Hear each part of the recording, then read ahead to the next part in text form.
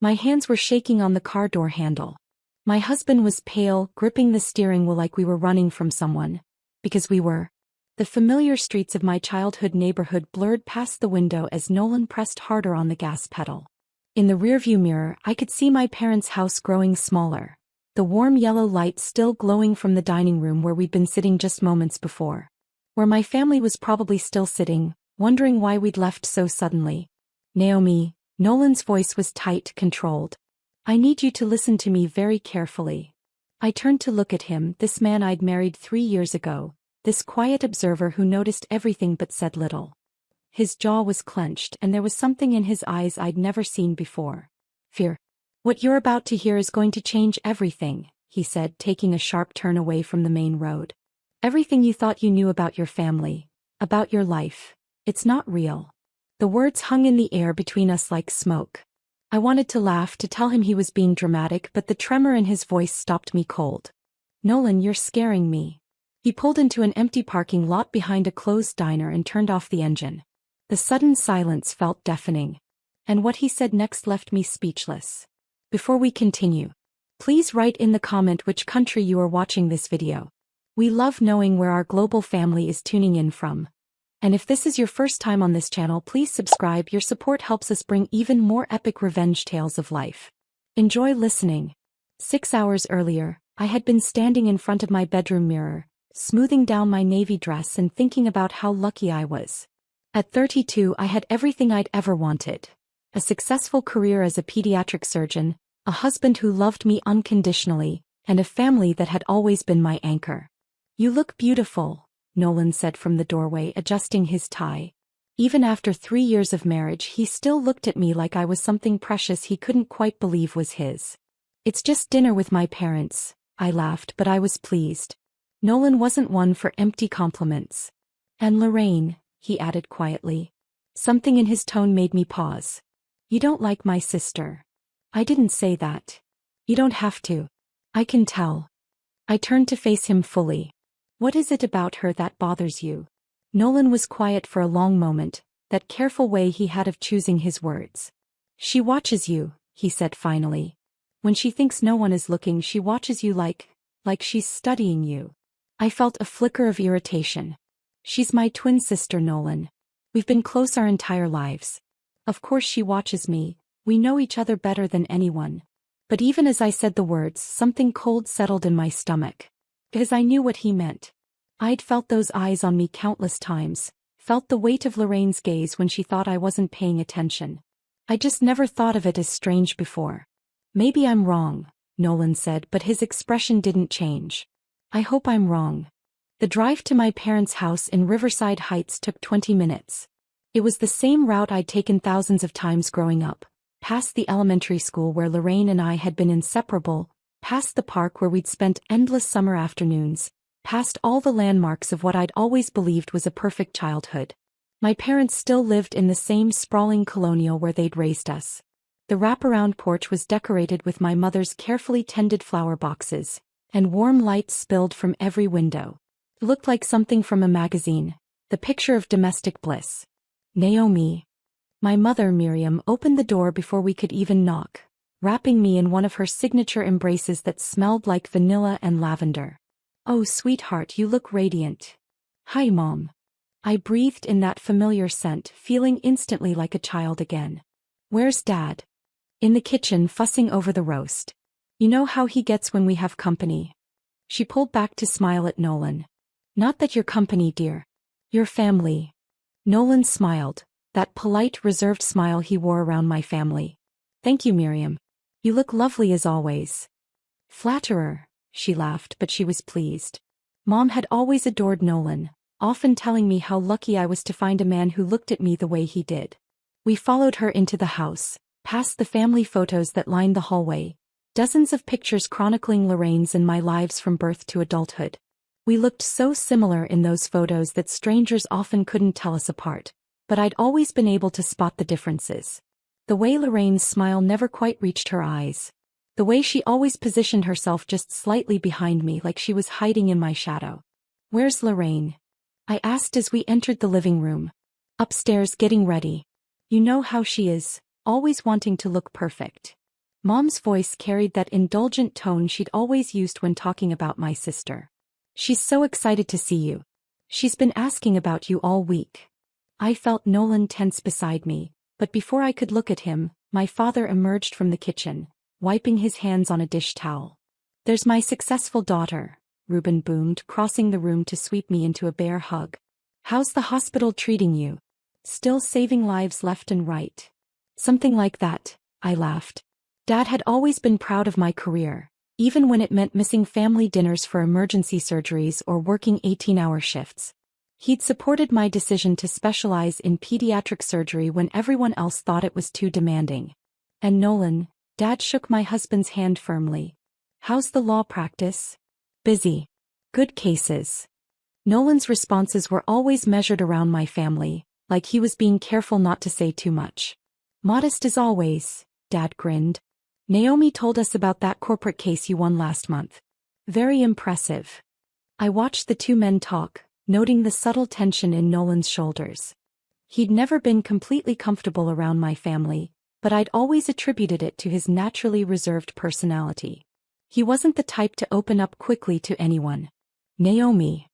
I turned at the sound of my name and saw Lorraine descending the staircase, one perfectly manicured hand gliding along the banister. She looked stunning as always, her dark hair swept into an elegant updo, her red dress clinging to her figure in all the right places. We shared the same face, the same basic features, but somehow she'd always been the one who turned heads when we walked into a room together. "Lorraine." I crossed to her and we embraced, but something felt different about her hug tonight. Tighter. More desperate. "You look amazing," she murmured against my ear. "That dress is perfect on you." "Thanks. You look incredible yourself." I pulled back to study her face. "Are you okay? You seem a little—" "I'm fine," she said quickly, her smile bright and brittle. "Just tired. Work has been crazy." Lorraine worked as an event coordinator for a high-end catering company. She'd always been good at organizing things, at making everything look perfect on the surface. But lately I'd noticed a restlessness in her, a dissatisfaction that she tried to hide behind her usual cheerful facade. "Well, shall we eat?" Mom appeared beside us, linking her arms through ours the way she'd done when we were children.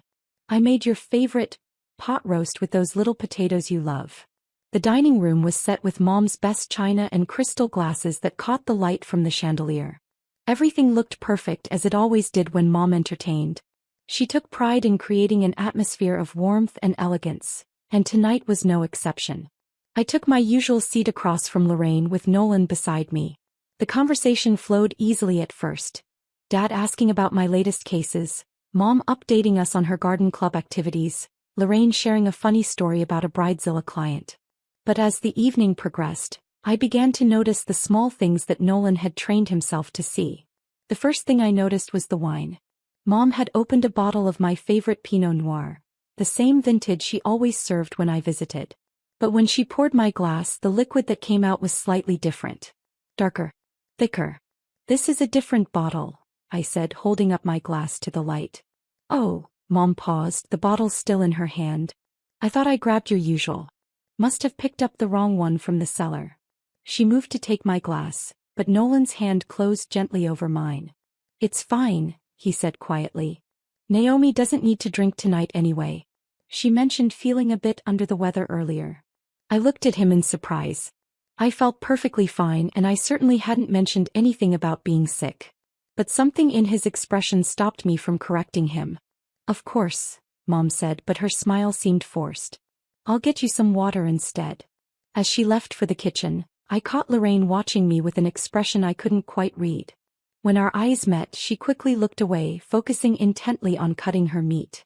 "So Nolan," Dad said, refilling his own glass, "Naomi tells us you've been working late a lot lately." "Big case."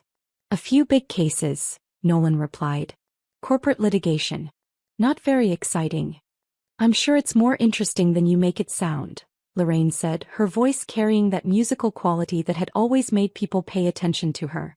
"Naomi's always bragging about how brilliant you are." Something about the way she said it made my skin crawl, but I couldn't put my finger on why. Mom returned with my water, and I noticed how she avoided my eyes as she set the glass down. In 32 years, I'd never known my mother to be uncomfortable around me. We'd always been close, sharing everything from my first heartbreak to my wedding planning to my career struggles.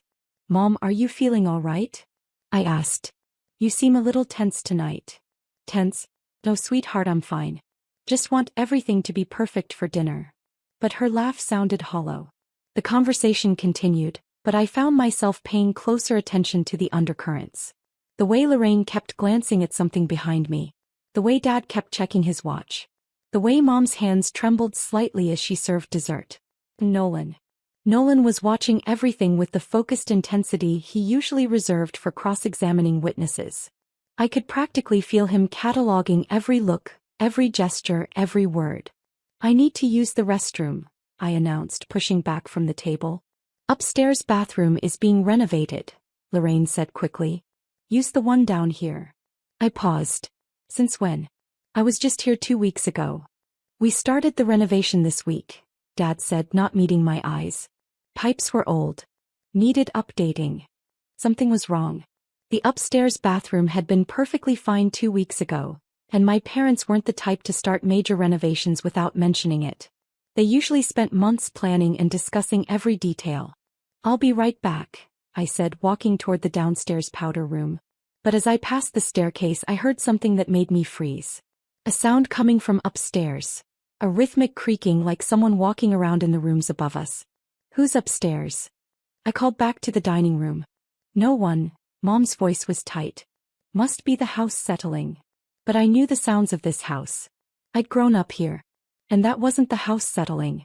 I climbed the first few steps, listening. The creaking stopped abruptly, like whoever was up there had heard me coming. "Naomi." Nolan's voice came from behind me, quiet but urgent. "Come back. We need to leave." I turned to look at him. He was standing at the bottom of the staircase, his face pale and his jaw set in that particular way that meant he was fighting to stay calm. "What are you talking about? We haven't even had dessert." "We can't stay." His eyes flicked toward the dining room where I could hear my family's voices, then back to me. "Trust me. We need to go. Now." The urgency in his voice sent a chill down my spine. In 3 years of marriage, I'd never seen Nolan look scared. Cautious, yes. Concerned occasionally. But never scared. "Nolan, what's wrong?" "I'll explain in the car." He was already moving toward me, his hand reaching for mine. "But we need to leave right now." From the dining room, I heard Lorraine's voice. "Is everything all right out there?" "Everything's fine," Nolan called back, but he was pulling me toward the front door. "Naomi's not feeling well. We're going to head home." "Oh no." Mom appeared in the doorway, her face a mask of concern. "What's wrong, sweetheart?" "Just a headache," I said automatically, allowing Nolan to guide me toward the door. "I'm sorry, Mom. Dinner was wonderful." But even as I said the words, I was studying her face. The concern looked real, but there was something else underneath it. Relief. "Feel better, honey," Dad said, joining Mom in the doorway. "Call us tomorrow." Lorraine appeared beside them, and for just a moment, I saw something flash across her face. Disappointment? Anger? It was gone so quickly I might have imagined it. "I hope you feel better," she said, but her voice sounded flat. We were in the car and pulling out of the driveway before I could fully process what had just happened. I looked back at the house and saw my family still standing in the doorway watching us leave. In the upstairs window, the one that belonged to my old bedroom, I caught a glimpse of movement. A shadow pulling back from the glass.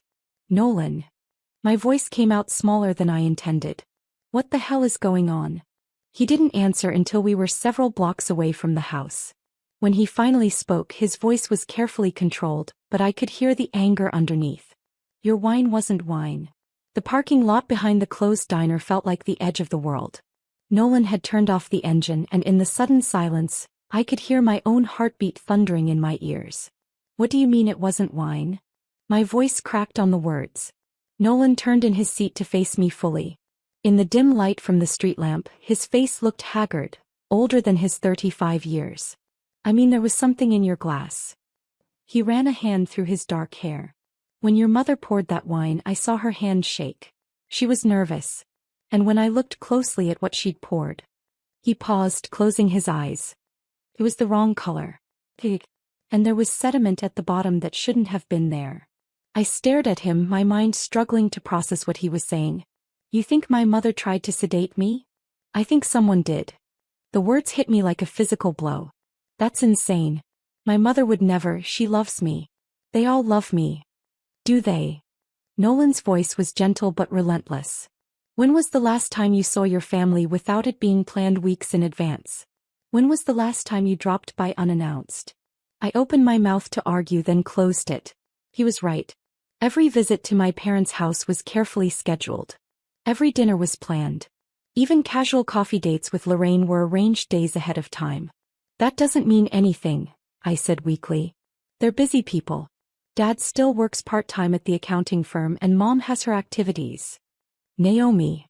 Nolan reached for my hands and I realized they were shaking. There's more. I didn't want to hear more. I wanted to go home, to crawl into bed and pretend this conversation had never happened. But I could see in Nolan's eyes that there was no going back. Tell me.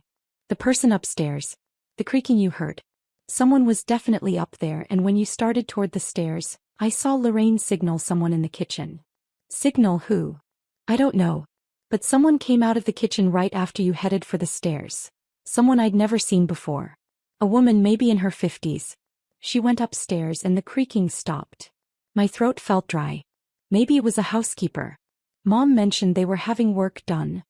At 8 o'clock at night? During a family dinner. Nolan shook his head. And there's something else. When I excused myself to use the bathroom earlier, I walked past the kitchen. There was a suitcase by the back door. Like someone was planning to leave tonight. The pieces were falling into place, forming a picture I didn't want to see. But I couldn't stop myself from asking, whose suitcase? I don't know. But I saw Lorraine go into the kitchen right before your mother brought out dessert. She was gone for about 5 minutes, and when she came back she kept looking at the clock. I thought about my sister's behavior tonight. The tight hug, the way she'd watched me, the disappointment on her face when we left early. Had she been waiting for something? Expecting something to happen? This is crazy, I whispered. Even if you're right about the wine, even if someone was upstairs, that doesn't mean... what are you suggesting? That my entire family is involved in some kind of conspiracy against me? Nolan was quiet for a long moment. I think your sister is involved. I think your parents might know something but aren't fully aware of what she's planning. And I think tonight was supposed to be the night it happened. The night what happened? He looked away, staring out at the empty parking lot. I think she was going to eliminate you. The words hung in the air between us like a death sentence. I felt something cold and sharp lodge itself in my chest, making it hard to breathe. You're wrong. But even as I said it, memories were surfacing. Things I'd pushed aside, explained away, forgotten. You have to be wrong. Last month, when you had that allergic reaction at Lorraine's apartment, what did you eat? The question caught me off guard. We had takeout. Chinese food. I've never been allergic to anything in my life, but the doctor said sometimes adult-onset allergies can develop suddenly. Did Lorraine eat the same food? I tried to remember. She said she wasn't hungry. She'd eaten earlier. And 2 months before that, when you got food poisoning after lunch with her? Another memory I'd buried. We went to that new sushi place. She didn't eat much, said she wasn't feeling well. And the time before that, when you fainted at her housewarming party. I was starting to feel sick. She said I must have had too much wine, but I'd only had 1 glass. Naomi. Nolan's voice was infinitely gentle. How many times in the past year have you gotten mysteriously sick after spending time with your sister? I didn't want to count. I didn't want to remember. But the incidents were there, lined up in my memory like evidence in a case I'd been too blind to see. 6 times in the past year. 6 times I'd chalked up to coincidence, stress, or simple bad luck. She's my sister, I said, but the words sounded hollow even to me. She's my twin. We shared a womb. She would never. Why? Nolan asked quietly. Why would she never hurt you? It was such a simple question, but I found myself struggling to answer it. Because she loves me. But did she? Really? When was the last time Lorraine had seemed genuinely happy for me? When I'd gotten into medical school, she'd been accepted to the same program but dropped out after the first semester, claiming it was too stressful. When I'd gotten engaged to Nolan, she'd been oddly quiet during the announcement, asking pointed questions about our finances and future plans. When I'd been promoted to chief of pediatric surgery last year, she'd congratulated me with a smile that never reached her eyes. "She's jealous," I said, the realization hitting me like a physical blow. "Oh God, she's jealous." Nolan nodded grimly. "Of your career. Your marriage. The way your parents talk about you. But that doesn't mean she wants to hurt me. Doesn't it?" He turned to look at me again. "Think about it, Naomi. Something happened to you. If you died, who would inherit your share of your parents' estate? Who would step into the role of the successful daughter? Who would have Miriam and Reuben's undivided attention for the rest of their lives?" The answer was obvious, but I couldn't bring myself to say it out loud. "And if you died of something that looked natural, a medical episode, an allergic reaction, a drug interaction, who would anyone suspect? You're a doctor. You have access to medications. You work long hours under high stress. It would be tragic but not suspicious." I was crying now, tears I didn't remember starting streaming down my face. "You think she's been trying to take my life for months? I think she's been testing. Seeing how your body reacts to different things. Tonight was supposed to be the real attempt. But my parents. Your parents love you. They would never intentionally hurt you. But Lorraine knows how to manipulate them. She's had 32 years of practice." I thought about the woman Nolan had seen in the kitchen. The suitcase by the back door. The locked upstairs rooms. "Who was upstairs?" I asked. "I don't know. But I have a theory." Nolan reached into his jacket pocket and pulled out his phone. I took a picture of the woman I saw. "It's not great quality, but..." He showed me the screen. The image was blurry, taken from a distance, but I could make out a middle-aged woman with graying hair pulled back in a tight bun. She looked vaguely familiar, but I couldn't place her. "Do you recognize her?" I stared at the photo, trying to remember where I might have seen that face before. And then it hit me. "Oh my God." My voice came out as barely a whisper. "That's Alina." "Who's Alina?" "She used to be our housekeeper. When Lorraine and I were teenagers. She worked for my parents for about 2 years and then she just disappeared. My parents said she'd moved back to Romania to take care of her sick mother." "When did she disappear?" I closed my eyes, trying to remember. It was right around the time I got my acceptance letter to Princeton. Lorraine had been waitlisted. Nolan was quiet for a moment. "What if she didn't disappear? What if she's been working for Lorraine all this time?" The implications were staggering. If Alina was involved, if she'd been in contact with Lorraine for over a decade, then this wasn't a recent plan born of sudden jealousy. This was something that had been years in the making. "We have to call the police," I said. "And tell them what? That your sister served you wine that looked wrong? That someone was walking around upstairs in your parents' house? That you saw a former housekeeper?" Nolan shook his head. "We need proof." "Then what do we do?" He was quiet for a long moment, staring out at the empty parking lot. "We get proof." At 11 o'clock that night, we sat in Nolan's car across the street from my parents' house, watching the windows for signs of life. Most of the lights were off now, but I could see a faint glow coming from the kitchen. "Are you sure about this?" I asked for the 10th time. "No," Nolan admitted. "But we need to know what they were planning. And if Alina is still there." We'd spent the past 2 hours driving around, talking through the possibilities and slowly building our plan. It was risky. If we were wrong about what had happened tonight, if I'd misinterpreted everything, we'd be breaking into my childhood home for no reason. But if we were right, "The spare key is still under the third planter on the left," I said quietly. Nolan nodded. We'd been over this. I would go in through the front door while he watched from the backyard. If anyone was still in the house, I'd find out what they were doing there. If the house was empty, I'd look for evidence of what had been planned for tonight. If anything feels wrong, anything at all, you get out immediately. Don't worry about being quiet. Don't worry about being caught. Just run. I know. But knowing and doing were two different things. As I approached the house where I'd grown up, where I'd felt safe and loved for 32 years, my hands were shaking so badly I could barely manage to lift the planter and retrieve the key. The front door opened silently. Dad had always been meticulous about keeping the hinges oiled. I slipped inside and stood in the familiar entryway listening. The house was quiet, but not empty quiet. There was a tension in the air, a sense of waiting. I could hear voices coming from the kitchen, low, urgent murmurs that I couldn't make out. Moving as quietly as possible, I crept down the hallway toward the sound. Gone wrong. She wasn't supposed to leave. Lorraine's voice, tight with frustration. The husband suspected something. A woman's voice with a slight accent. Lena. How could he have known? We were so careful. Maybe not careful enough. Pause. What do we do now? We wait. She'll come back. She always comes back here when she's upset. My blood ran cold. They were waiting for me. They knew I might return tonight. And if she doesn't come back? Lena asked. Then we try again next week. Next month. However long it takes. Lorraine's voice was cold, matter-of-fact. It has to look natural. It has to look like an accident. I pressed myself against the wall, trying to process what I was hearing. My sister, my twin sister, was calmly discussing murdering me. The parents? Lena asked. They don't know anything. They think tonight was just a family dinner that got cut short because Naomi wasn't feeling well. They'll never suspect. They love her very much. They love the idea of her. Lorraine's voice turned bitter. The perfect daughter with the perfect career and the perfect husband. But they don't see who she really is. And who is she really? There was a long pause.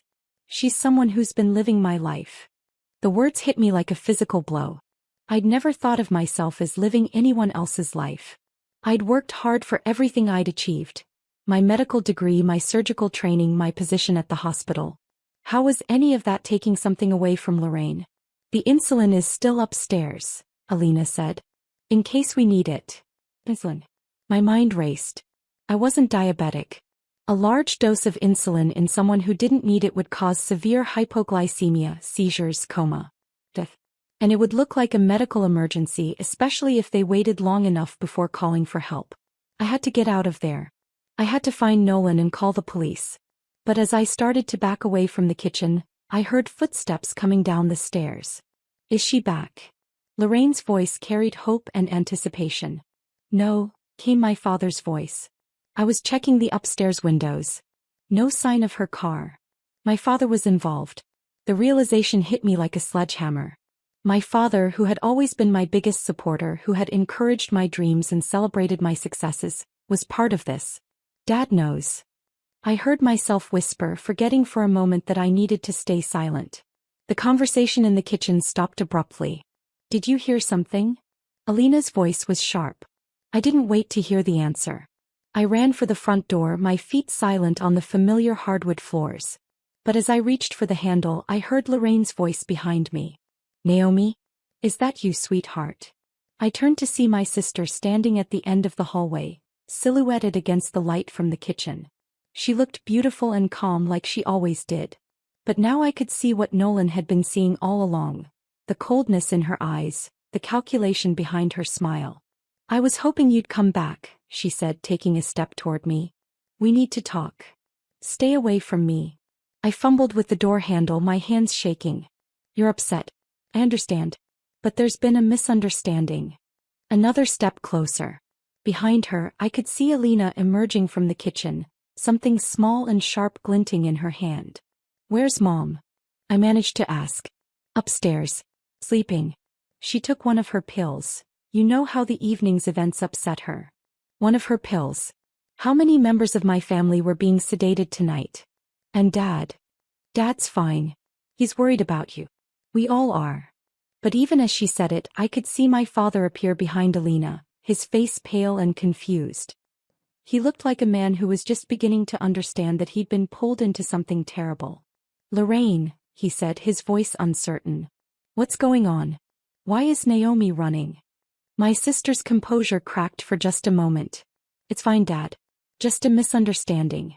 Naomi's not feeling well, remember?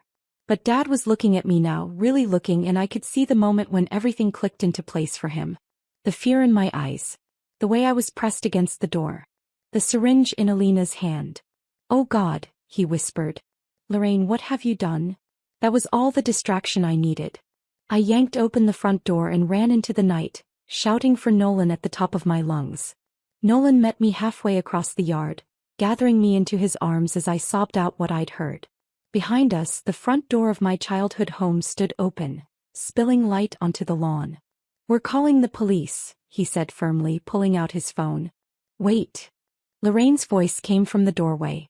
She was standing there alone now, her hands raised in a gesture of surrender. Please. Let me explain. Explain what? Nolan's voice was deadly calm. How you were planning to take my wife's life. It's not what you think. Then what is it? I found my voice, though it came out rough and shaky. Bez, I heard you, Lorraine. I heard you talking about insulin and accidents and waiting for me to come back. Lorraine closed her eyes for a moment, and when she opened them, something had changed. The mask was finally off. You want to know what it is? Her voice was different now, rawer, more real than I'd ever heard it. It's 32 years of being the other twin. The backup daughter. The one who was always almost as good as Naomi. That's not true. Isn't it? She laughed, but there was no humor in it. When we were kids, who got better grades? Who made captain of the soccer team? Who got into Princeton while I was waitlisted? You chose to drop out of medical school, I said. I supported that decision. I thought you were following your passion for event planning. I dropped out because I couldn't compete with you. Because every professor, every classmate, every person we met would look at us and see the smart twin and the pretty twin. Guess which one I was? The pain in her voice was real, and for a moment, I felt the old urge to comfort her, to fix whatever was wrong. But then I remembered the syringe, the insulin, the casual way she discussed my death. So you decided to eliminate me? I decided to become you. The words came out flat, matter of fact. Do you know what it's like to watch your parents' faces light up every time you walk into a room? To see the pride when they talk about their daughter, the doctor? To know that if something happened to you, I could finally be the daughter they always wanted. They love you too. They love the idea of me. They love having two daughters instead of one. But if they had to choose, we all know who they'd pick. She took a step closer and I instinctively moved back. When you die, I'll be the grieving sister. The one who steps up to take care of mom and dad in their old age. The one who inherits the house, the savings, the respect. You're insane. I'm practical. Lorraine's voice was getting stronger, more confident, like she was relieved to finally tell the truth. Do you think I enjoyed spending months researching untraceable methods? Do you think it was fun watching you get sick over and over again, calculating dosages, timing reactions? You've been feeding me toxins for months. Testing, she corrected. Making sure I understood how your body would react. You're surprisingly resilient, you know. It took longer than I expected to find something that would work without being detected. Nolan's grip on me tightened. The police are on their way. No, they're not. Lorraine smiled, and I saw a flicker of the calculation that had always been there, hidden beneath her sweet exterior. Because you haven't called them yet. You want to hear the rest of the story first.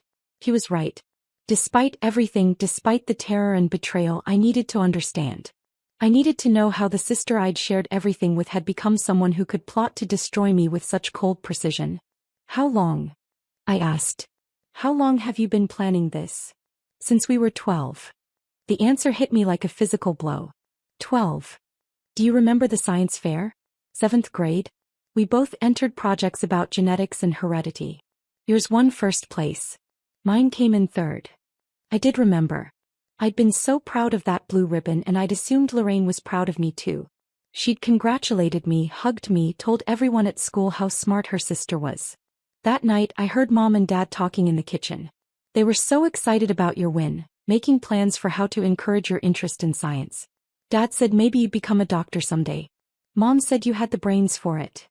And they didn't say anything about you? Oh, they did. Lorraine's smile was bitter. Dad said it was nice that I'd participated too. Mom said maybe I could be a nurse if I worked really hard. I wanted to tell her she was remembering it wrong, that our parents had always treated us equally. But even as I thought it, I could recall dozens of similar moments. Times when my achievements had been celebrated while hers were politely acknowledged. That's when I realized that there wasn't room for both of us to be successful. Not really. As long as you existed, I would always be the lesser twin.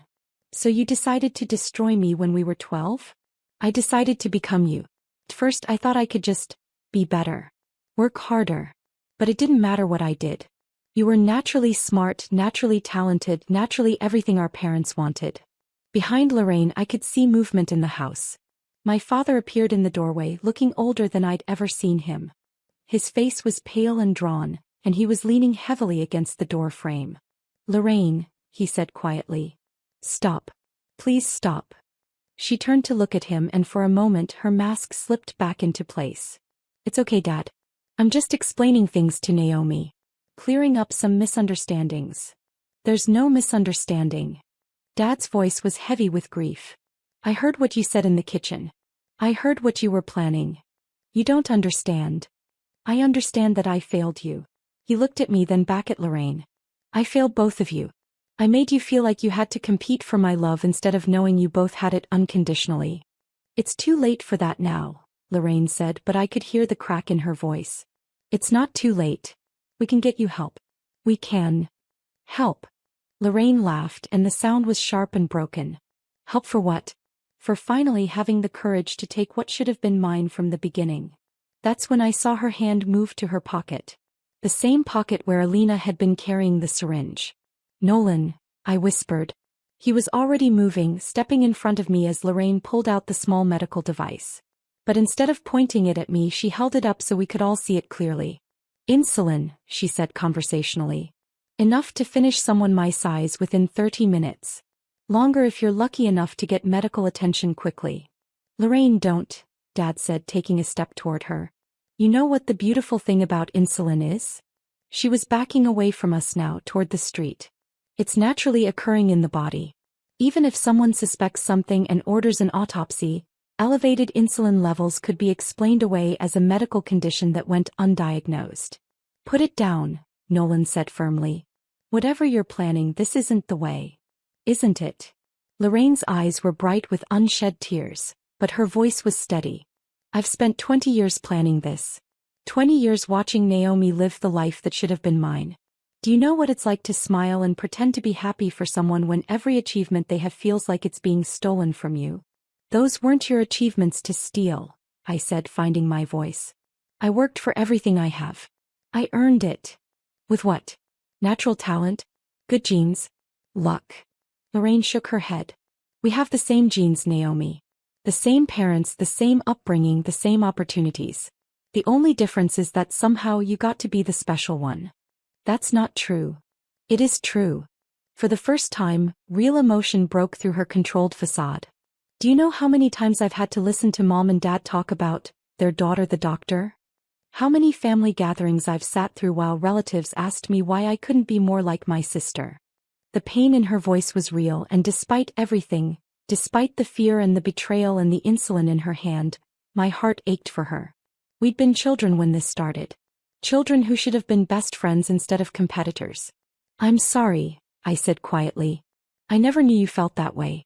I never wanted you to feel like you were in my shadow. But I was. I have been my entire life. And the only way out is through. She raised the syringe and for a moment I thought she was going to lunge at me with it. But then I realized what she was really planning. No. I started toward her, but Nolan caught my arm. If I can't be you, Lorraine said, her voice suddenly calm again, then no one can. She pressed the needle into her own arm and depressed the plunger. The next few hours passed in a blur of paramedics, police officers and hospital waiting rooms. Lorraine was unconscious by the time the ambulance arrived, her blood sugar having dropped to dangerous levels. But we'd called for help quickly enough that the doctors were optimistic about her recovery. I sat in the hospital corridor, still wearing the navy dress I'd put on so carefully hours earlier, trying to process everything that had happened. Nolan sat beside me, his hand warm and steady in mine. The police want to talk to you again tomorrow, he said quietly. But they have enough evidence from tonight to charge her when she wakes up. I nodded, but I wasn't really thinking about charges or trials.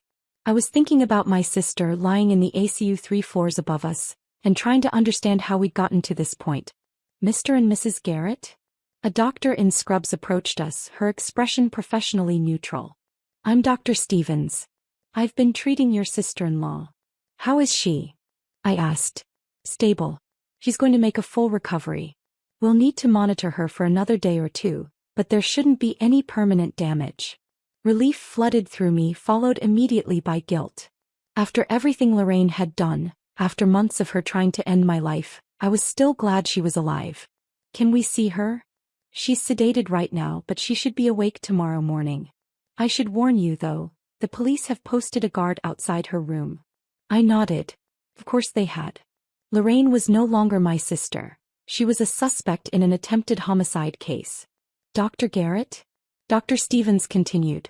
I'm required to ask, do you need medical attention? The police mentioned that you may have been given something earlier tonight. I'm fine. I didn't drink whatever was in the wine. Still, given the circumstances, I'd recommend some blood work. Just to be safe. An hour later, I was sitting in an exam room while a nurse drew vials of blood. Nolan sat in the chair beside the bed, looking exhausted. I keep thinking about what she said, I told him. About being in my shadow. About competing for our parents' love. That doesn't excuse what she did. No, it doesn't. But it explains it. I watched the nurse label the vials with my name and date of birth. I never realized how she felt. I thought we were both happy. You can't blame yourself for her choices. Can't I? What if I had paid more attention? What if I had been more supportive of her career, more encouraging about her accomplishments? What if she had talked to you about how she felt instead of trying to take your life? The bluntness of his words made me flinch, but he was right. Whatever pain Lorraine had been carrying, whatever jealousy had been eating at her for 20 years, there had been other options. Therapy. Honest conversation. Distance if necessary. What happens now? I asked. Now you heal. You rebuild. You figure out how to trust people again. What about my parents? That was the question that had been haunting me since we'd left the house.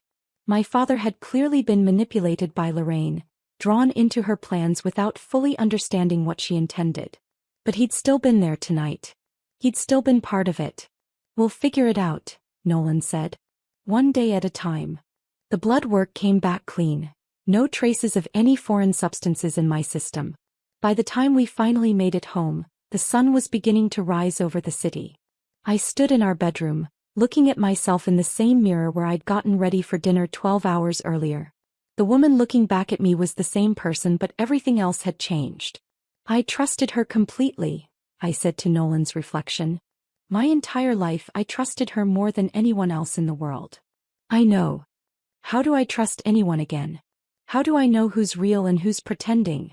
Nolan came up behind me, his arms circling my waist. You learn to trust yourself. You learn to pay attention to the things that feel wrong, even when you can't explain why. Like you did tonight. Like I did tonight. I leaned back against his chest, feeling the solid warmth of him. Thank you. For seeing what I couldn't see. For getting me out of there. That's what husbands are for. But even as he said it, I was thinking about all the times I'd dismissed his concerns about Lorraine, all the moments when he tried to warn me and I'd brushed him off. How many red flags had I ignored because I wanted to believe in the fairy tale of my perfect family? I need to see her, I said suddenly. Tomorrow when she wakes up. I need to talk to her. Naomi. I need to understand. I need to hear her explain it in her own words. Nolan was quiet for a moment. Hey. But I'm going with you. Okay. We didn't talk about revenge that night. We didn't discuss justice or punishment or what Lorraine deserved for what she'd done. We simply held each other and tried to process the fact that my entire life had been built on a lie. But even then, even in the safety of Nolan's arms, I was already planning. Lorraine was awake when we arrived at the hospital the next afternoon.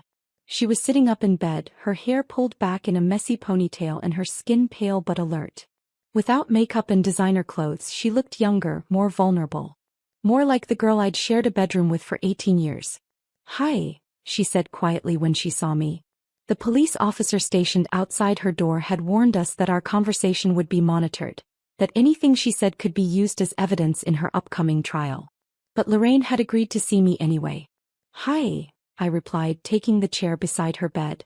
Nolan remained standing near the door, close enough to intervene if necessary but far enough away to give us some privacy.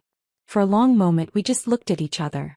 Even now, even after everything, the similarities between us were striking. Same dark hair, same green eyes, same bone structure. We were mirror images of each other. Or we had been before last night had shattered the illusion. Are you okay? Lorraine asked. The question was so normal, so much like something the old Lorraine would have asked, that it caught me off guard. Are you seriously asking me that? I know it's stupid, but I need to know you're okay. You tried to eliminate me. I know. For months. You've been slowly sedating me for months. I know. And now you want to know if I'm okay? Lorraine closed her eyes. I know it doesn't make sense. But even with everything that happened, even with everything I did, you're still my sister. I still. She opened her eyes and looked at me directly. I still love you. The words hit me like a physical blow. You have a funny way of showing it. I know. That's all you can say. I know? Lorraine was quiet for a long moment. When she spoke again, her voice was smaller, more uncertain. What do you want me to say? I want you to explain. I want to understand how someone who claims to love me could spend months planning to destroy me. Because loving you and hating you aren't mutually exclusive. The words came out in a rush, like she'd been holding them back for years. I love you and I've always loved you. But I also hate you for being everything I wanted to be. I hate you for being effortlessly good at things I had to work twice as hard to achieve. I hate you for being Mom and Dad's favorite even though they tried to hide it. So you decided to end my life. I decided to replace you. She looked down at her hands, which were clasped tightly in her lap. In my head it made sense. I would become the successful daughter. I would take over your life, your relationships, your achievements. I would finally be the person our parents could be proud of. And you thought no one would notice the difference? I thought I could learn to be you. I've been studying you for months. Your mannerisms, your speech patterns, your relationships. I know how you interact with your colleagues, how you talk to Nolan, how you are with Mom and Dad. The idea was so absurd, so disconnected from reality that I almost laughed. You thought you could just step into my life and no one would know? I thought I could do it better than you. What does that even mean? It means I would have been a better wife to Nolan. A better daughter to our parents. A better surgeon. Her voice was getting stronger, more confident, and I could see flashes of the delusion that had driven her to this point. I would have appreciated everything you took for granted. I don't take anything for granted. Don't you? Lorraine looked up at me, and her eyes were bright with years of suppressed resentment. You've never had to wonder if your husband really loves you or if he just settled for you. You've never had to watch your parents' faces light up when someone else walks into the room. You've never had to pretend to be happy about achievements that should have been yours. Those achievements were never yours. They were mine because I earned them. How do you know? How do you know you earned them and I didn't? We have the same genes, the same intelligence, the same capabilities. The only difference is opportunity and luck. And hard work. And choices. And being born 3 minutes earlier. The words hung in the air between us. 3 minutes. That's how much older I was than Lorraine. The difference between being the first twin and the second, the older sister and the younger. You think those 3 minutes made the difference? I think those 3 minutes made you the firstborn. The one our parents unconsciously favored from the beginning. The one who got the extra attention, the higher expectations, the bigger dreams. I stared at her, trying to process what she was saying. You really believe that? I've had 20 years to think about it. You've had 20 years to build a fantasy that justifies taking a life. Lorraine flinched as if I'd hit her. It wasn't supposed to be that way. It was supposed to be replacement. Substitution. That's the same thing. No, it's not. Taking life implies malice. I didn't want to hurt you out of hatred. I wanted to become you out of love. The twisted logic was so disturbing that I felt physically sick. That's not love, Lorraine. That's obsession. Maybe. But it's the only kind of love I know how to feel for you. What happens now? Lorraine asked finally. Now you go to trial. You probably go to prison. I meant with us. With our family. There is no us anymore. The words came out harsher than I'd intended, but they were true. There's no family anymore. You destroyed that. Mom and Dad. Mom and Dad will have to figure out how to live with the fact that one of their daughters tried to take the life of the other. That's not something you come back from. Lorraine's eyes filled with tears. I never meant for them to get hurt. But they did get hurt. Dad especially. Do you know what it did to him to realize he'd been manipulated into helping you? Do you know what it's going to do to Mom when she finds out what you were planning? I thought if it looked like an accident they'd never have to know. You thought they'd never have to know that you took my life? I thought they'd grieve for you and then eventually they'd be grateful to still have me. The delusion was so complete, so disconnected from reality, that I finally understood that this wasn't just jealousy or sibling rivalry. This was something deeper, more fundamental. Lorraine had constructed an entire alternate reality in her mind. One where ending a life was excused and love was possession. You need help, I said. Professional help. I know. Do you? Do you really understand that what you did was wrong? Lorraine was quiet for a long moment. I understand that it hurt you. I understand that it hurt our parents. I understand that it was illegal. But do you understand that it was wrong? Another pause. I understand that other people think it was wrong. That was when I knew with absolute certainty that my sister was lost to me forever. The Lorraine I'd grown up with, the twin who had shared my childhood and my secrets and my dreams, had never really existed. I need to go, I said, standing up. Naomi, wait. Lorraine reached for my hand, but I pulled away. Will you come see me again? I looked down at her. This woman who had my face but not my heart, who had shared my DNA but not my values, who had been my sister but never my friend. No, I said quietly. I won't. As we left the hospital, Nolan took my hand. How do you feel? Empty, I said honestly. Like I've been mourning someone who was never real to begin with. Maybe that's exactly what you've been doing. 3 weeks later, I was cleaning out my home office when I found the journal. It was tucked behind a row of medical textbooks on the top shelf. A small leather-bound notebook that I'd never seen before. When I opened it, I recognized Lorraine's handwriting immediately. May 15th, visited Naomi today. She looks tired. Working too many hours at the hospital. Nolan seems worried about her. I could use that. May 22nd, lunch with N. Complained about back pain. Suggested she see a specialist. He brushed it off. Always thinks she knows better because she's a doctor. So arrogant. June 3rd, success. And got sick after our dinner last week. Vomiting, dizziness, mild fever. Lasted about 12 hours.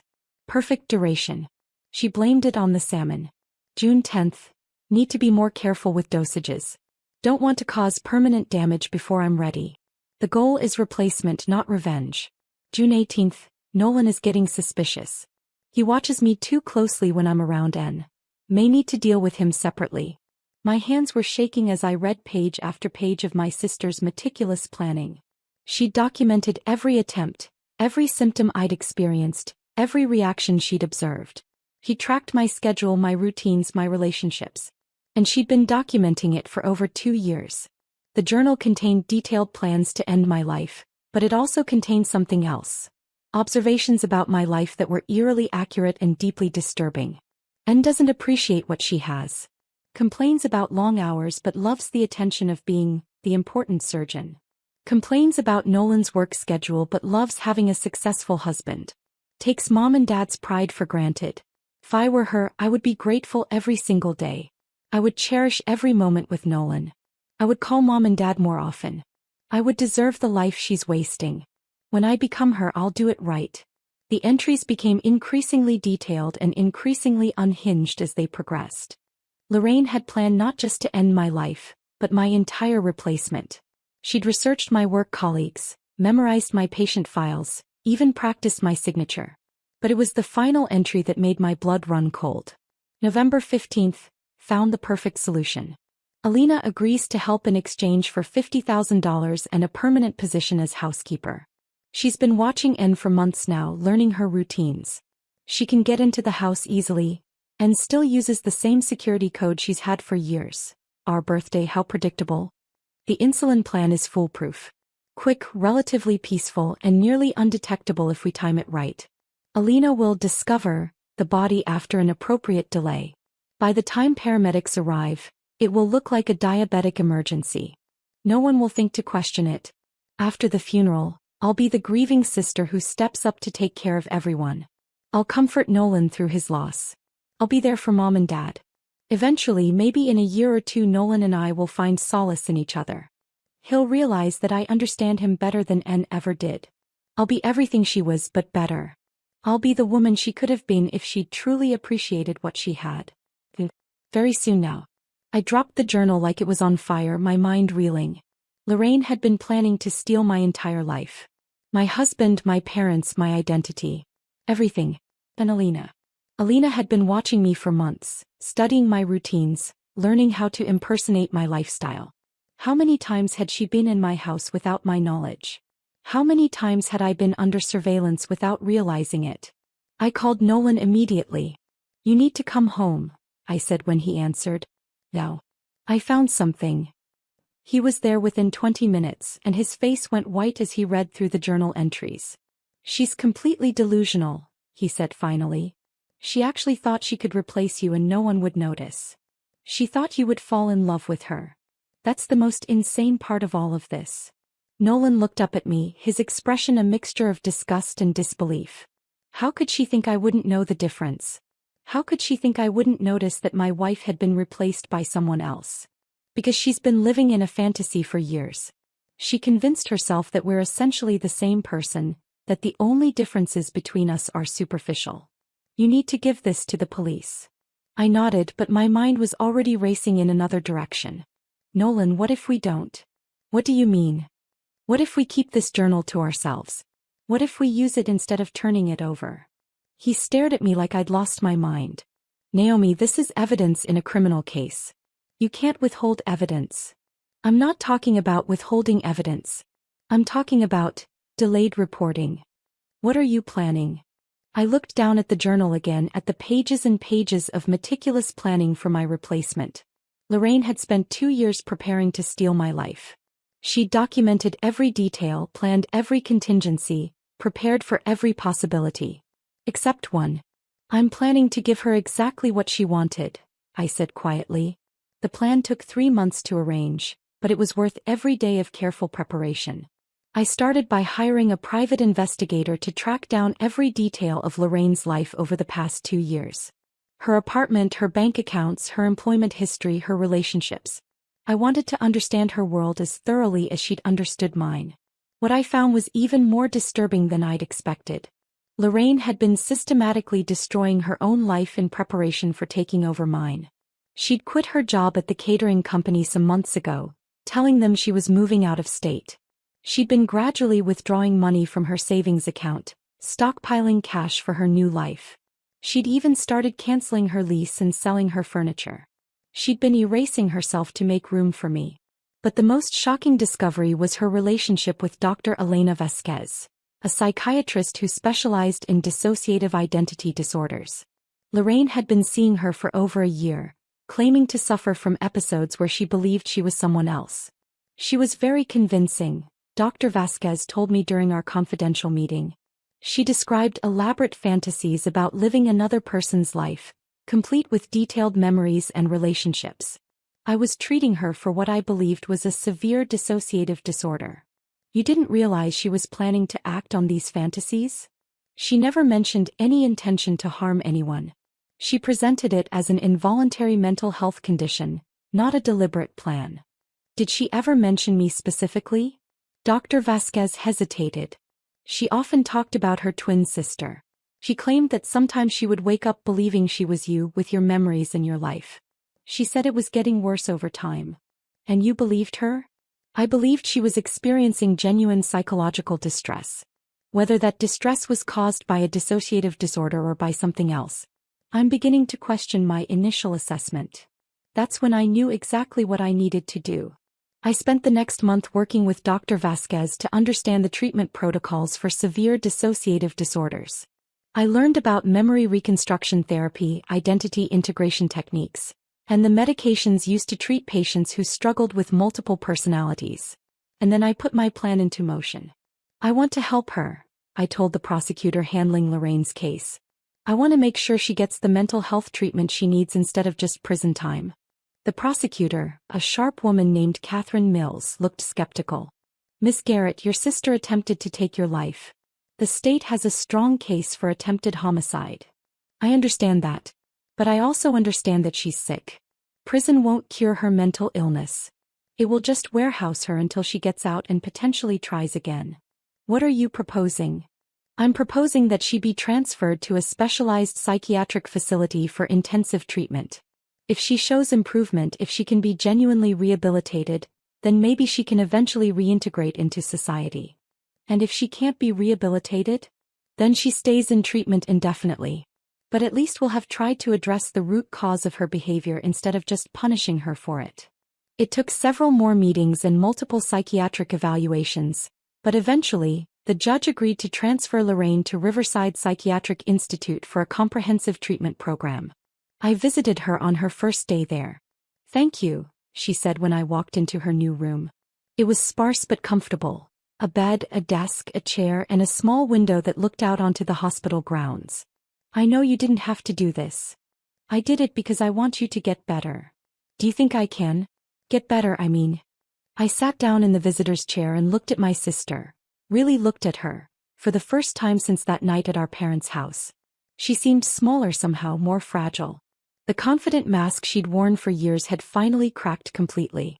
I think you can learn to be yourself instead of trying to be me, I said carefully. What if I don't know how to be myself? Then you'll learn. That's what therapy is for. Over the next several weeks, I visited Lorraine regularly. I watched her participate in group therapy sessions, individual counseling, and specialized treatment for what the doctors now classified as a severe case of identity disturbance with homicidal ideation. And slowly, carefully, I began to implement my plan. The doctors say you're making progress, I told her during one visit. I'm trying. It's hard to separate my thoughts from the fantasies I built up about your life. What kind of fantasies? That your life was perfect. That if I could just be you, all my problems would disappear. She looked down at her hands. I know now that's not how it works. No, it's not. Everyone's life has problems. Everyone struggles with something. Even you. Especially me. Do you want to know what my biggest struggle has been for the past 2 years? Lorraine looked up, curiosity flickering in her eyes. Feeling like I was losing my sister. Feeling like you were pulling away from me and I didn't know why. Wondering if I'd done something wrong to make you distant. You didn't do anything wrong. I know that now. But for months, I blamed myself for the change in our relationship. I'm sorry. I know you are. And I forgive you. The words were true, but they were also strategic. I needed Lorraine to trust me. I needed her to believe that I genuinely wanted to help her recover. Because the real treatment was just beginning. I want to try something new, I told Dr. Patricia Kern, Lorraine's primary psychiatrist at Riverside. A form of intensive therapy that might help her integrate her identity more effectively. Dr. Kern looked intrigued. What did you have in mind? Role reversal exercises. Structured interactions where she practices being herself while I act as a supportive presence. It's based on some experimental techniques I've been researching. And you think this would be beneficial? I think she needs to learn how to be comfortable with her own identity instead of coveting mine. The best way to do that might be to show her that being herself is enough. Dr. Kern agreed to supervise the sessions, and we began meeting with Lorraine 3 times a week in a private therapy room. Today I want you to tell me about your life, I said during our first session. Not my life, not the life you think you want, but your actual life. The good parts and the bad parts. I don't know where to start. Start with something you're proud of. Something that's uniquely yours. Lorraine was quiet for a long moment. I planned your wedding reception. That's right, you did. And it was beautiful. You wanted something simple, but I convinced you to let me design something more elaborate. The centerpieces with the cascading orchids, the string quartet, the custom lighting. For the first time in months, her face lit up with genuine pride. Everyone said it was the most beautiful wedding they'd ever seen. It was. You have an incredible talent for creating beauty. But it wasn't enough. Creating beautiful things for other people wasn't enough. I wanted to be the person having the beautiful life, not just designing it. Why? Because creating things for other people means you're always on the outside looking in. You're always the assistant, never the star. What if being the assistant was enough? What if creating beauty was your gift, your purpose? Then I would still be nobody. You wouldn't be nobody. You'd be Lorraine. And Lorraine is someone worth being. These sessions continued for weeks. Slowly, carefully, I helped Lorraine rebuild her sense of self. I encouraged her to talk about her own achievements, her own dreams, her own value as a person separate from me. And gradually I began to plant the seeds of my real plan. I've been thinking about something, I said during one session. About what happens when you're ready to leave here. What do you mean? Well, you can't go back to your old life. You sold most of your things, quit your job, ended your lease. In a way, you did successfully erase your old identity. So now you need to build a new one. A new identity? A healthy one. A real one. One that's authentically yours. Lorraine looked uncertain. How do I do that? We start fresh. New city, new career, new relationships. A chance to be whoever you want to be without the shadow of our past hanging over you. You would help me do that? I would help you disappear. The word hung in the air between us. Disappear. It was what Lorraine had always wanted, to erase herself and become someone else.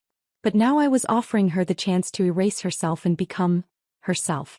What about Mom and Dad? What about them? They'd want to know where I was. They'd want to visit. Would they? I let the question sit for a moment. Lorraine, our parents love you, but they're also traumatized by what you did.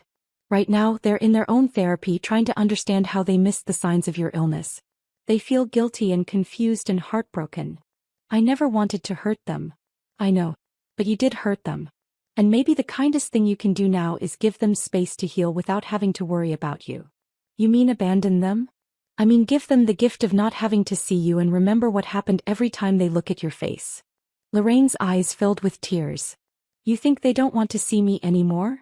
I think they love you but they need time. And I think you need time too.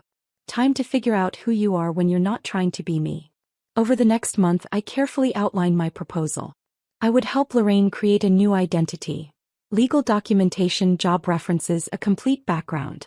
She could move to a different state, start a career in event planning under a new name, build relationships with people who had never heard of Naomi Garrett.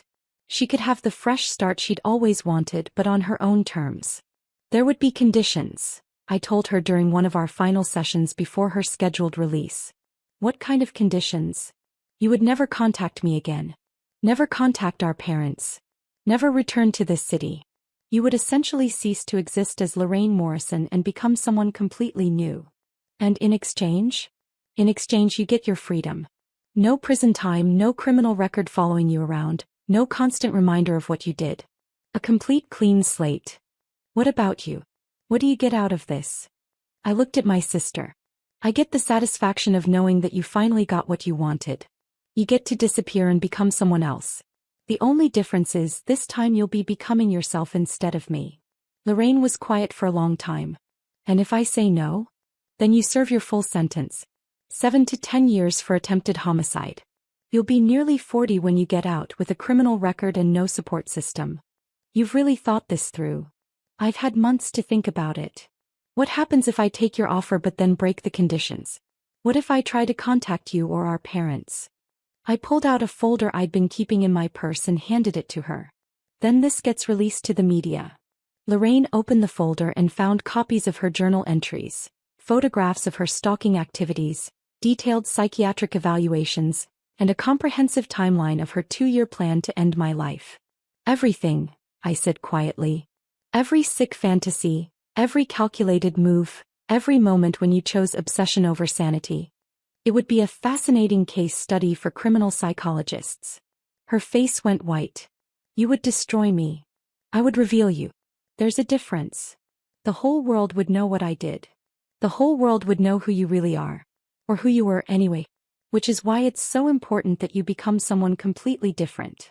Lorraine stared at the documents for several minutes, reading through her own words, seeing her obsession laid out in black and white.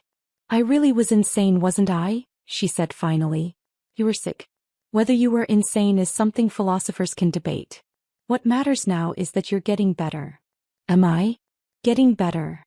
You're learning to see reality more clearly. You're beginning to understand the difference between fantasy and truth. That's progress. She closed the folder and handed it back to me. What's my new name going to be? 6 months later, I received a postcard from Seattle.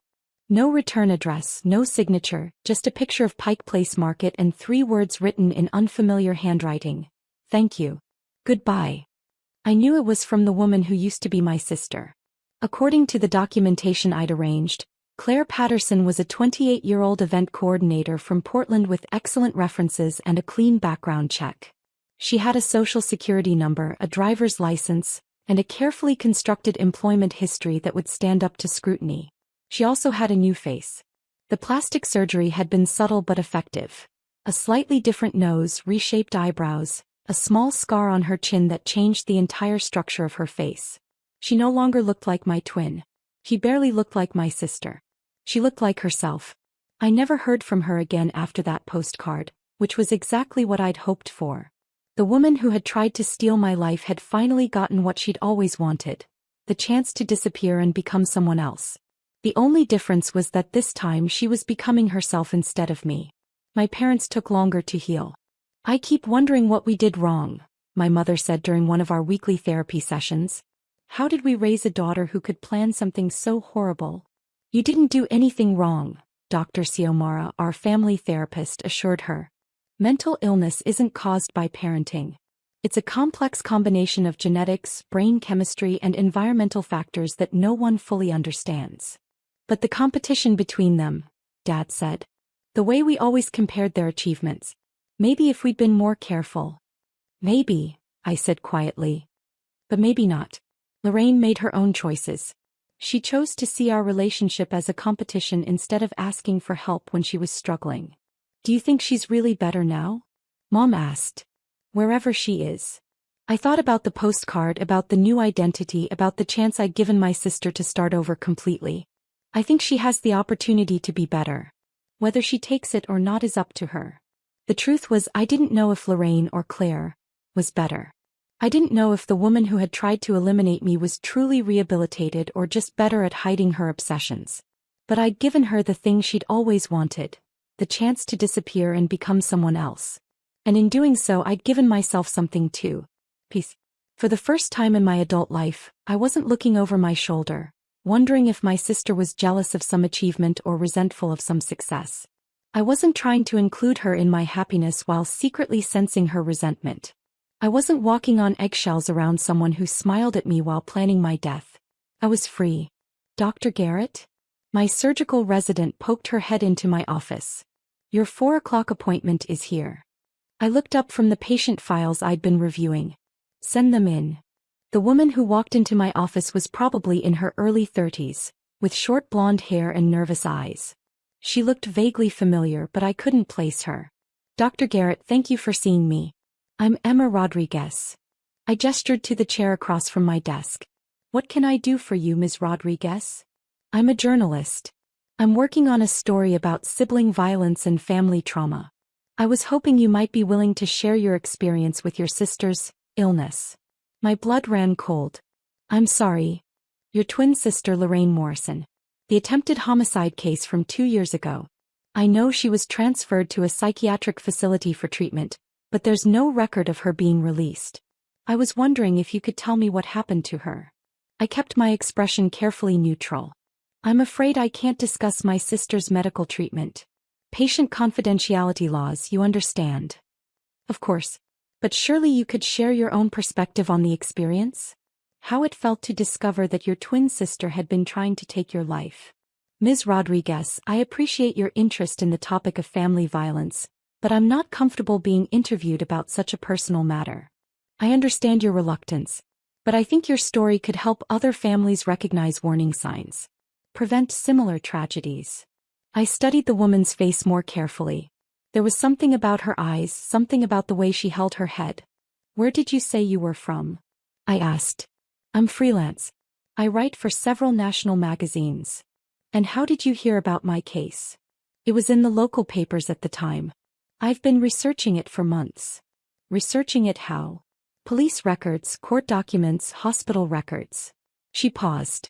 "I even tracked down your sister's former psychiatrist. Dr. Elena Vasquez had some very interesting things to say about Lorraine's condition." That's when I knew. The surgery had been good, but it hadn't changed her voice. It hadn't changed the way she tilted her head when she was lying. It hadn't changed the predatory gleam in her eyes when she thought she had an advantage. "What do you want?" I asked quietly. Emma Rodriguez smiled, and for just a moment, I saw my sister underneath the new face. "I want to come home." "Home doesn't exist anymore." "Doesn't it? Our parents are still alive. You're still here. I'm still me underneath everything." "No," I said firmly. "You're not. Lorraine Morrison died 2 years ago. You're someone else now." "Am I?" "Because I remember everything. I remember our childhood, our family, our life together. I remember planning your death." The words were spoken casually, conversationally, but they hit me like ice water. "I also remember the deal we made," she continued. "And I remember what happens if I break it." I reached for my phone, but she held up a hand to stop me. I'm not here to threaten you. I'm here to renegotiate. There's nothing to negotiate. Isn't there? Because I've been Claire Patterson for 2 years now, and do you know what I've learned? I didn't answer. I've learned that being someone else doesn't change who you are inside. I've learned that no matter how far I run or how much I change my appearance, I'm still your sister. I'm still the person who knows you better than anyone else in the world. You're the person who tried to eliminate me. I'm the person who loved you so much that I wanted to become you. And I'm the person who spent 2 years thinking about what that really means. She leaned forward in her chair, and despite the changed features, despite the new name and the new life, I could see Lorraine looking back at me. I don't want to be you anymore, Naomi. I want to be me. But I want to be me in relationship to you. I want to be your sister again. That's not possible. Why not? Because sisters don't try to take each other's life. Sisters don't usually have to compete for the same life. She sat back, her expression thoughtful. But what if we didn't have to compete anymore? What if we could both exist in the same world without one of us having to disappear? What are you proposing? I'm proposing that we try again. Carefully. With boundaries and supervision and all the safeguards you want to put in place. But I'm proposing that we try to be sisters again. I stared at this woman who wore a stranger's face but spoke with my sister's voice. You broke the conditions of our agreement. You came back. I broke the letter of our agreement. But I think I'm honoring the spirit of it. How do you figure that? You wanted me to become someone new. Someone who wasn't obsessed with stealing your life. Someone who could be happy with her own existence. She smiled. Mission accomplished. You think you're cured? I think I'm different. I think 2 years of being Claire Patterson taught me things that 28 years of being Lorraine Morrison never did. Such as the fact that I can be successful on my own merits. I've built a thriving event planning business in Seattle. I have friends who like me for who I am. I have a life that's mine, not stolen from someone else. And you want to throw that away to come back here? I don't want to throw it away. I want to expand it. I want to be Claire Patterson and your sister. I want to have my own life and our family too. The audacity of it was breathtaking. She wanted everything. The new identity I'd given her, the successful life she'd built for herself, and the family relationships she'd destroyed. Our parents think you're dead, I said. Our parents think Lorraine is gone. They never knew Claire. That's not how it works. Isn't it? People change their names all the time. People get plastic surgery. People reinvent themselves.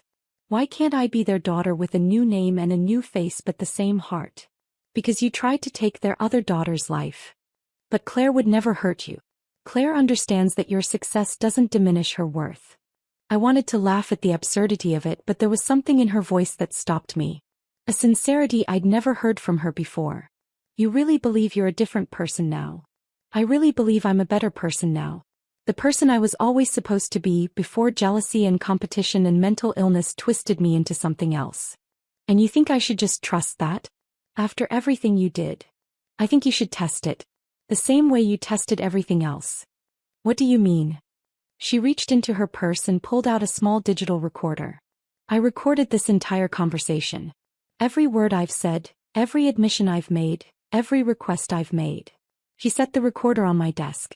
If you think I'm still dangerous, if you think I'm still the person who tried to eliminate you, then you can turn this over to the police. I violated the terms of my psychiatric release by coming here.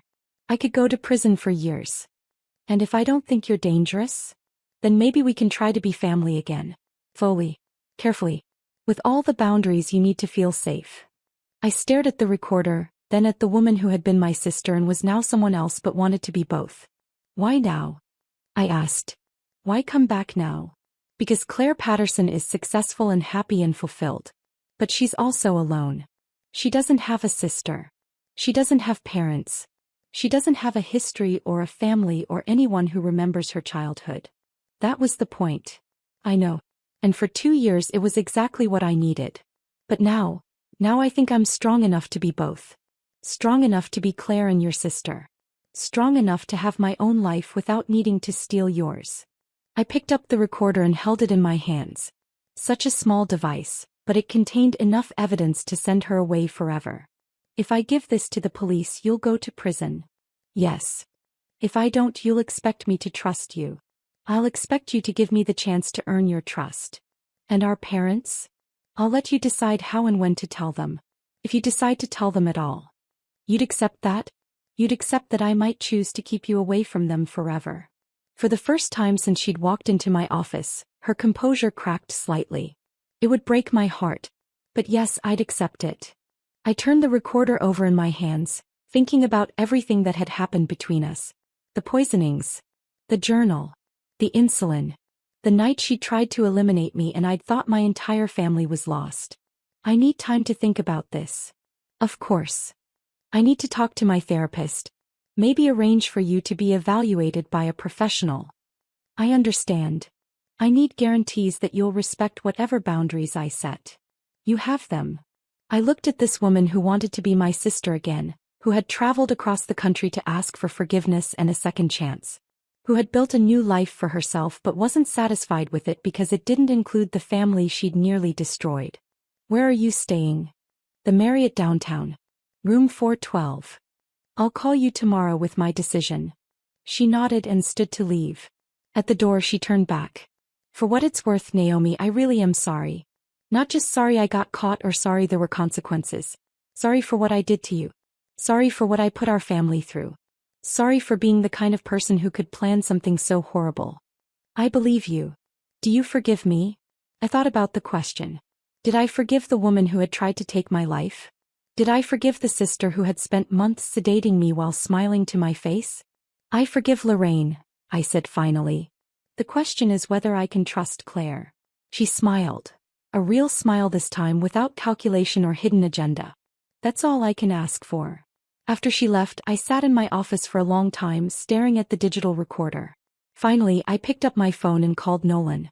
You're not going to believe who just walked into my office, I said when he answered. 20 minutes later, he was sitting across from my desk, listening to the recording with an expression of growing disbelief. She wants to be your sister again. She wants to try to be my sister again. After everything she did. Because of everything she did. She says it changed her. Do you believe her?